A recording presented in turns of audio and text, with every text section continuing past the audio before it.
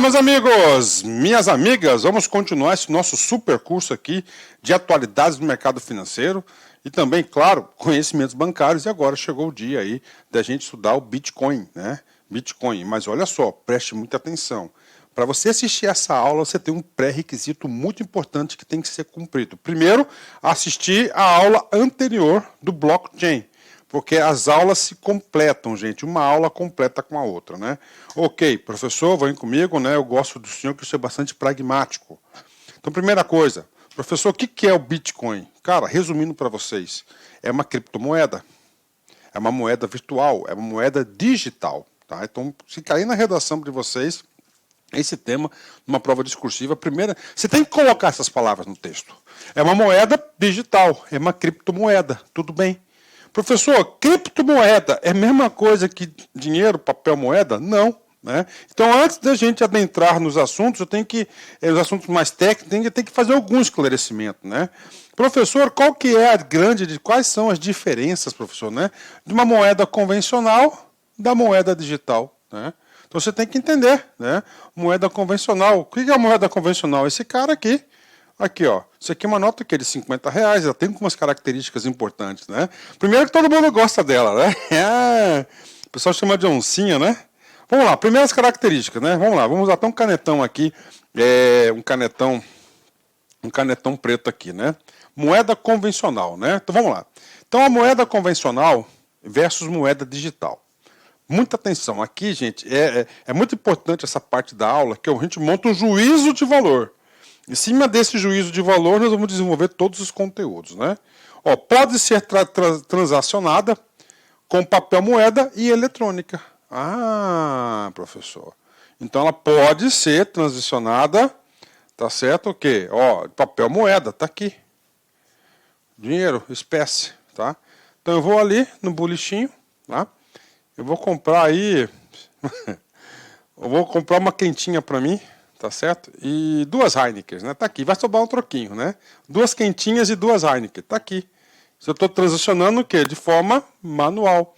Eu não preciso de nenhum dispositivo eletrônico. Agora, eu posso pegar esse sujeito aqui, esse cinquentão, eu posso depositar na conta corrente, ir lá com o cartão de débito ou crédito, passar o cartão e receber também a minha quentinha e minhas 2 Heineken. Pronto, final. Tá? Então, isso aqui é o quê? A forma da moeda convencional. Então, ela tem o quê? A moeda, ela pode ser moeda, papel moeda ou eletrônica. Agora, a digital não. Não existe essa possibilidade de ser transacionada, tá certo?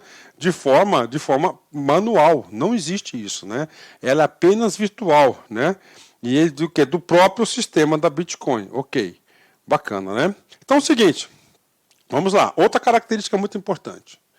No modelo, na moeda convencional, né, tanto moeda eletrônica quanto papel moeda em espécie, ela necessita de intermediários.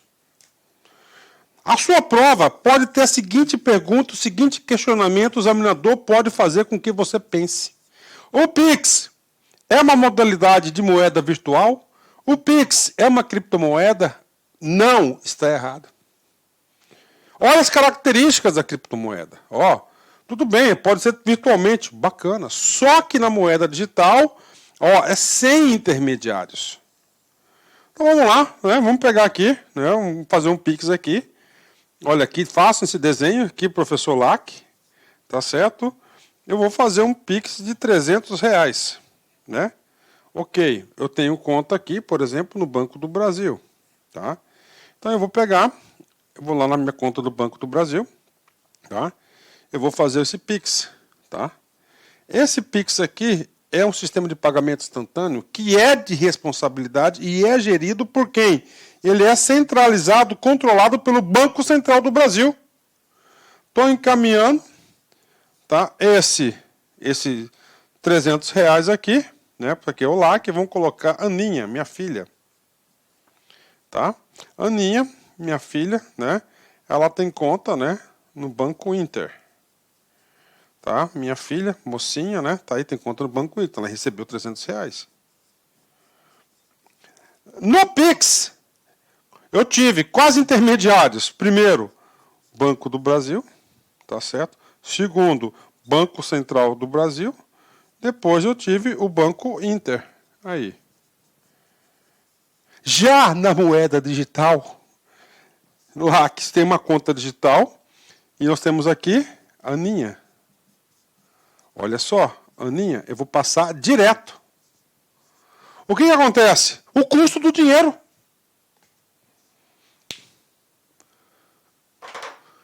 O Banco Central, o Banco do Brasil vai cobrar uma tarifinha. O Banco Central, esse custo aqui, ó, na aula do Pix, a gente falou, o custo do Pix ele é financiado, rateado pelos usuários, né? Pelos aqui, ó, ele é rateado, tem uma caixinha, pode cobrar o Pix, pode cobrar o e o Banco Inter também. E aqui é direto, então o custo da operação é muito menor. Muito menor. Quando eu falo sem intermediários, né? Eu coloquei uma operação aqui, Pix rápida, né? Agora o seguinte, né? Eu, LAC, tá? Preciso encaminhar um dinheiro para Estados Unidos, Portugal, China, não sei o quê. Vamos colocar Estados Unidos. Eu, LAC, tenho que mandar dólar. Primeiro, moeda aqui é real. Moeda lá é dólar. Opa! Já complicou. Beleza. Então você vai ter que comprar dólares no Brasil. Você vai pagar taxa de corretagem, caríssimo. Dólar, câmbio não sei o que, flutuação, bacana, comprou dólar. Você vai contratar uma instituição financeira e vai mandar o dinheiro para lá. Você vai pagar por essa operação e lá para receber o dinheiro transferido vai pagar também por essa operação. E aqui não, é ponto a ponto, peer-to-peer, cash, pronto, olha aí a velocidade, tá? Então não necessita de intermediários. Ah, professor, eu passei lá meu cartão de débito, que já está tendo cartão de débito, banco, seu banco, tá? A operadora da cartão de crédito, a maquineta do cara lá do estabelecimento, tá? E depois o banco que vai cair dinheiro em alguma conta do estabelecimento. Então é o seguinte, na moeda digital, ela não tem intermediários, a criptomoeda, estou falando do Bitcoin, são características, né? Aqui é a parte conceitual, isso aqui é muito importante, tá? Muito importante, cara. E no final eu faço os 10 pontos mais importantes do Bitcoin, da criptomoeda, muito importante isso, tá? Muito importante, essa aula é muito importante, o aluno, inclusive, ele tem que assistir 2 vezes essa aula, essa e do blockchain, 2 vezes, né? Outra característica, né? Cara, é uma moeda convencional. Se ela é uma moeda convencional, aqui ela precisa do cara, o Banco Central, aí. Então, um Banco Central que vai emitir a moeda, vai controlar, e assim por diante. Não há necessidade aqui de um órgão regulamentador. Por quê? Porque esse aqui é um sistema aberto, descentralizado. Seguro, muito seguro. É muito mais fácil você invadir, tecnicamente, tá? Um banco central que está num lugar, você sabe onde que está ali. Você coloca hacks do planeta todo, né? Vai falar que é 100% possível a violação? Não é impossível? Não é impossível, né? Vai acontecer, vai demorar, mas vai acontecer, está ali. E aqui não, aqui é o quê? Aqui é descentralizado, não necessita dessa regulação, né? Inclusive o seguinte, né? Os bancos centrais aí, tá certo? Tem tido aí uma... Como é que eu falo para vocês, cara? Algumas atitudes reprováveis em relação a isso, tá? Por exemplo, né? Por exemplo, para quem tem mais ou menos a minha idade aí, um pouquinho mais velho, um pouquinho mais novo aí, né, nós passamos o quê? Nós passamos por períodos inflacionários, onde o governo propositalmente o quê? O que o governo fez? O governo inflacionou a nossa moeda. Outro, Fernando Collor de Mello, né? Então, o presidente, em 1990, assim que ele assumiu no dia 15 de março, né, de 2090, né? No dia 16 de março ele fez o quê? O Plano Real. E no Plano Real ele fez o confisco do dinheiro do cara. Tá? Então, por quê? Porque existe um órgão centralizador, o regulador. Ele é o dono da moeda, ele emite a moeda. E aqui não, aqui a moeda é pública. Então não existe possibilidade de confisco. Não necessita desse órgão regulador.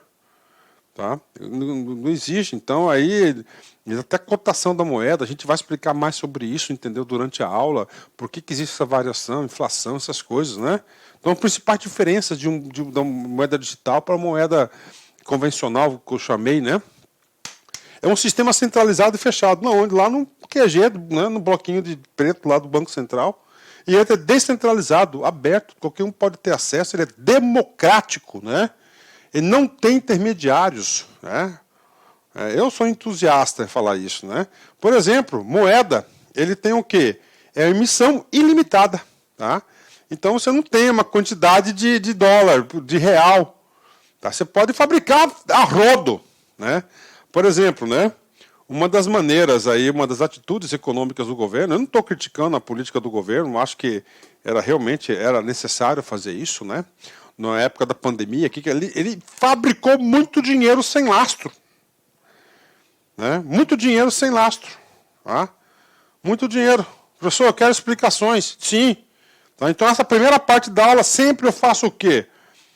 Um juízo de valor, uma explicação geral e depois nós vamos bloco a bloco da explicação. Então você tem aqui, né, por exemplo, né, você tem aqui um exemplo simples, né? Tem aqui um país, né? Vamos para o Brasil, por exemplo, né? Tá? Brasil, vamos pôr que o Brasil tem um PIB, né, de 1 tri, tá? De dólar americano, tá aqui, ok? Aí, o Banco Central do Brasil, tá? Emite, né? Claro, em reais,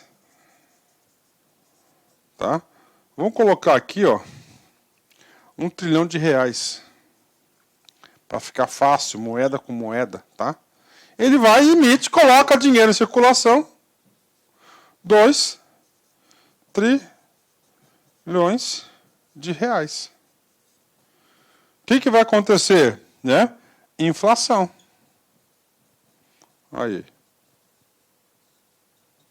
Aí, como manipula o preço das moedas, né? Olha aí, né? Olha como manipula, né?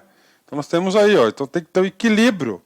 Tem que ter um equilíbrio sobre isso para ter o quê? O preço real das coisas. O preço real das coisas, né?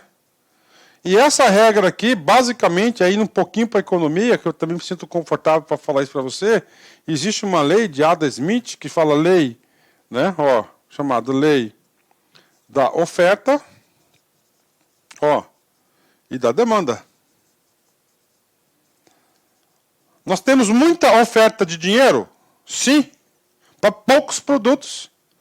Então isso será o quê? Inflacionado, com poucos produtos, 1 bilhão, 1 trilhão de produtos. E você tem 2 trilhões de moedas em circulação. Pronto, tá aí. Tá? Olha aí, né? Como você tem aí, né? Emissão. Então tem por quê? Porque isso acontece por quê? Que acontece isso aqui? Porque o BCE, ele não tem controle, tá? Ele não tem limite para emitir moeda, né? Aí existe uma regra, né, assim, né, que é chamado de lastro, né? Olha, a moeda tem que ter um lastro, tá? Um lastro, por exemplo, né? Entrou no país 100 bilhões de dólares de exportação. Se entrou no país 100 bilhões de dólares de exportação, ele faz o quê? Mais dindizinho, tá? Aí está lastreado aqui. Ou ele pode fazer o seguinte, né? Eu vou imprimir mais 1 trilhão, mas eu tenho reserva para isso. Eu tenho ouro, por exemplo, reserva.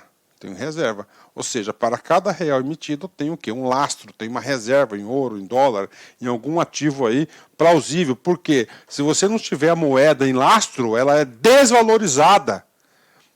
Quem desvaloriza a moeda? O próprio governo, que emitiu moeda sem lastro, né? Por que isso? Porque ele tem aí, né, ele tem possibilidade de emitir a quantidade que desejar de acordo com a política econômica, né, do país, em especial o quê? O Banco Central. Tá? Então nós temos aí esses fatores macroeconômicos aí fundamentais na análise, né? Ok? Pronto, né? Professor, e agora?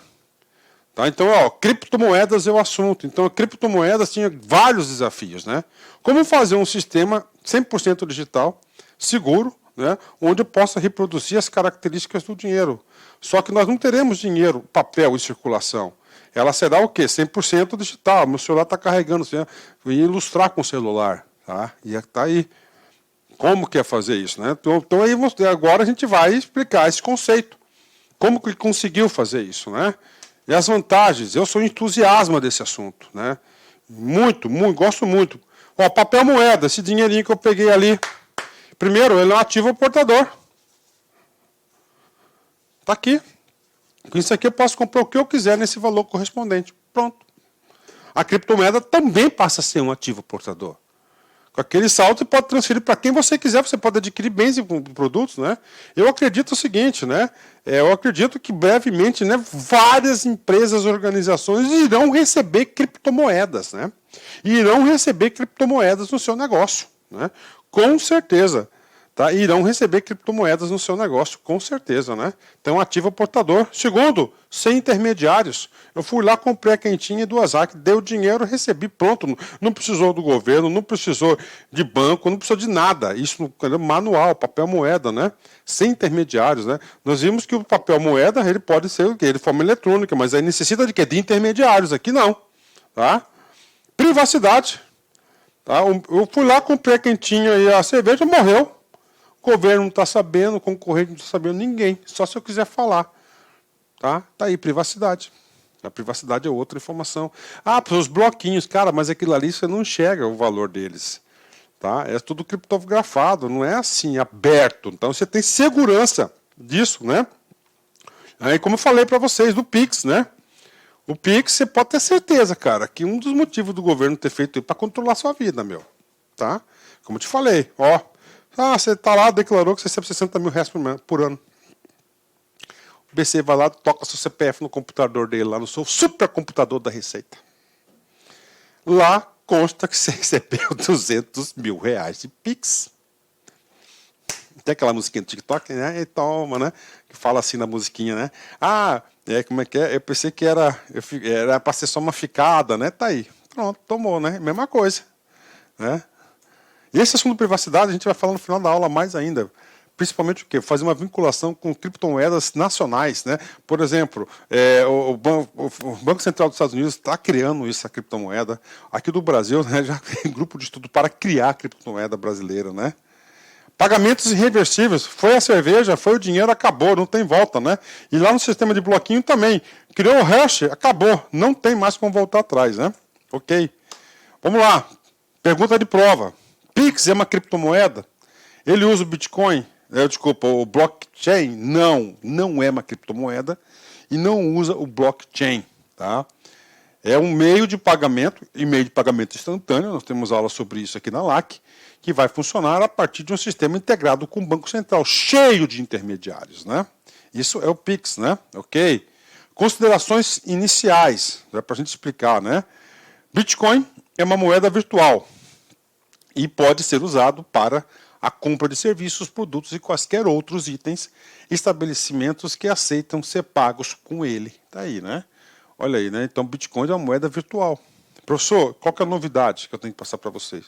Em 2021, tá, nós tivemos o primeiro país do planeta, tá, e eu acho que isso vai ser comum aí para todos os países, né? Olha só.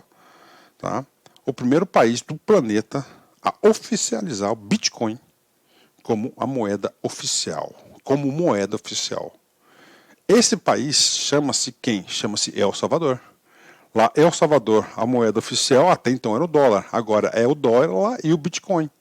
E olha que coisa legal, moeda oficial, Bitcoin, cara. Eu acredito, cara, que em um espaço de tempo aí, a criptomoeda vai ocupar o lugar do dólar, né? Vai ocupar o lugar do dólar. Para mim, eu não tenho dúvidas em relação a isso.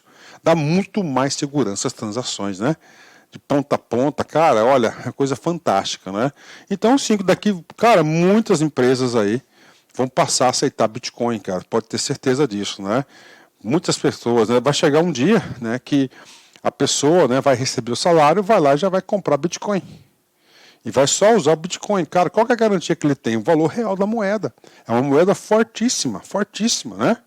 Claro que ela sofre também o quê? Ela sofre variações, né? Uma das grandes diferenças que o Bitcoin não possui, como a moeda ou cédula física, ele é inteiramente digital, formado a partir de um código único. Com isso, entra na categoria de criptomoedas. Então tem um código, não tem moeda digital, né? física, aliás, né? O Bitcoin é a primeira moeda descentralizada do mundo. Do mundo. Isso significa que, além de não ser regulado por governos, bancos ou empresas, é possível comprar, enviar e receber bitcoins sem nenhum intermediário, como bancos ou emissores de cartão de crédito. Olha que coisa legal, né? Sem intermediários, cara. Esses intermediários cobram taxas de juros elevadíssimas. Tá? Muitas vezes, eu sou professor de conhecimentos bancários, cara, eu falo, cara, será que faz...